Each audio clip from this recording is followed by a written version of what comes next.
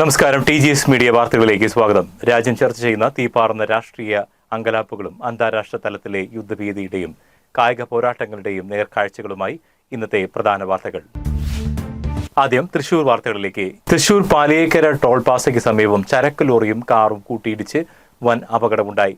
Car പൂർണ്ണമായി തകർന്ന നിലയിലായിരുന്നു. രക്ഷാപ്രവർത്തനം അതിവേഗം നടന്നുകൊണ്ട് മാത്രമാണ് വലിയൊരു ദുരന്തം ഒഴിവായത്. ഇതിന് പിന്നാലെ ഇന്ന് ഉച്ചയ്ക്ക് 2 മണിയോടെ തൃശൂർ റൗണ്ടിലേക്ക് പ്രവേശിക്കുന്ന പ്രധാന പാതയിൽ KSRTC ബസ്സും ബൈക്കും കൂട്ടിയിടിച്ച് മറ്റൊരു അപകടവും റിപ്പോർട്ട് ചെയ്തു. അപകടങ്ങളുടെ പശ്ചാത്തലത്തിൽ തൃശൂർ നഗരത്തിലും പരിസര പ്രദേശങ്ങളിലും ഗതാഗത നിയന്ത്രണം കർശനമാക്കിയിരിക്കുകയാണ്. 42 വർഷത്തെ വിശ്വസ്ത പാരമ്പര്യം ഷൈൻ ജ്വല്ലറി, കുർക്കഞ്ചേരി അമ്പലത്തിന് എതിർവശം. ദേശീയ രാഷ്ട്രീയത്തിൽ കനൽ പുകയുന്നു. പ്രതിപക്ഷ പാർട്ടികളുടെ രാഷ്ട്രീയ നീക്കങ്ങൾക്കെതിരെയും സംസ്ഥാന സർക്കാരുകളുടെ ജനദ്രോഹ നയങ്ങൾക്കെതിരെയും കടുത്ത പ്രക്ഷോഭവുമായി CJP തെരുവിലിറങ്ങിയിരിക്കുകയാണ്. രാജ്യത്തിന്റെ വിവിധ കോണുകളിൽ CJP നേതൃത്വം നൽകുന്ന മാർച്ചുകളും ധർണകളും അക്രമാസക്തമായ പ്രതിഷേധങ്ങളിലേക്ക് വഴിമാറുന്ന കാഴ്ചയാണ് രാജ്യം ഇന്ന് സാക്ഷ്യം വഹിച്ചത്. അന്താരാഷ്ട്ര തലത്തിൽ ലോകത്തെ ഭീതിയുടെ നിഴലിലാഴ്ത്തിക്കൊണ്ട് യുദ്ധാന്തരീക്ഷം മുറുകുന്നു.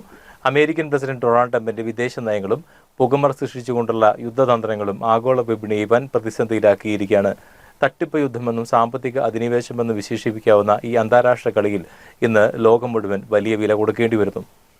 ഈ യുദ്ധസമാനമായ സാഹചര്യത്തിന്റെ ഏറ്റവും വലിയ പ്രത്യാഘാതം അനുഭവപ്പെടുന്ന ഇന്ധന വിപണിയിലാണ്.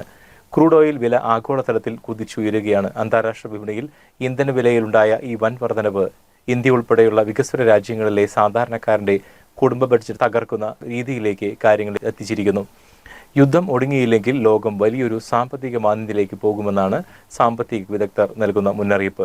എന്നാൽ ഈ യുദ്ധ അന്തരീക്ഷ പിരിമുറുക്കങ്ങൾക്കിടയിലാണ് കായിക ലോകം ഒരു അത്യപൂർവ പ്രതിഭാസത്തിന് സാക്ഷ്യം വഹിക്കാൻ പോകുന്നത്. ശത്രുരാജ്യമായ അമേരിക്കയുടെ മണ്ണിലേക്ക് നേരിട്ട് ചെന്ന് ഫുട്ബോൾ കളിക്കുവാൻ ഇറാൻ എത്തിക്കഴിഞ്ഞു. ലോകകപ്പിന്റെ ഭാഗവുമായി ഫിഫ പ്രസിഡന്റ് വന്ന് നേരിട്ട് അദ്ദേഹം ഇവരെ അഭിവാദ്യം അർപ്പിച്ചു. സ്കൂൾ കുട്ടികളുടെ ഇടയിലേക്ക് മിസൈൽ വിട്ടതിന്റെ പ്രതിഷേധ സൂചകമായാണ് ഇറാൻ ടീം ലോകകപ്പിന് കളിക്കുന്നത്.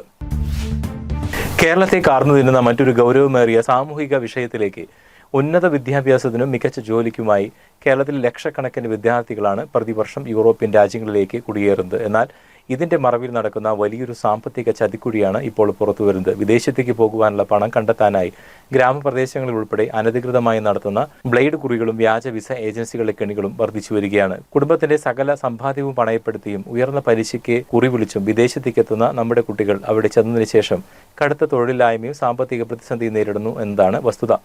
യൂറോപ്പിലെ മനോഹരമായ ജീവിത സ്വപ്നം കണ്ടു പോകുന്ന യുവതലമുറ ചെന്നെത്തുന്നത് വലിയൊരു ചതിക്കുഴിയിലാണ് എന്ന് നമ്മൾ ഗൗരവമായി ചിന്തിക്കേണ്ടിയിരിക്കുന്നു. ഇനി ഇന്നത്തെ ബുള്ളറ്റിന് അവസാനിക്കുന്നതിന് മുമ്പ് സോഷ്യൽ മീഡിയയിൽ കോടിക്കണക്കിന് ആളുകൾ കണ്ടുകൊണ്ടിരിക്കുന്ന ഒരേ സമയം ചിരിപ്പിക്കുകയും ചിന്തിപ്പിക്കുകയും ചെയ്യുന്ന ഒരു ട്രെൻഡിങ് വാർത്തയോട് കൂടിയാണ്.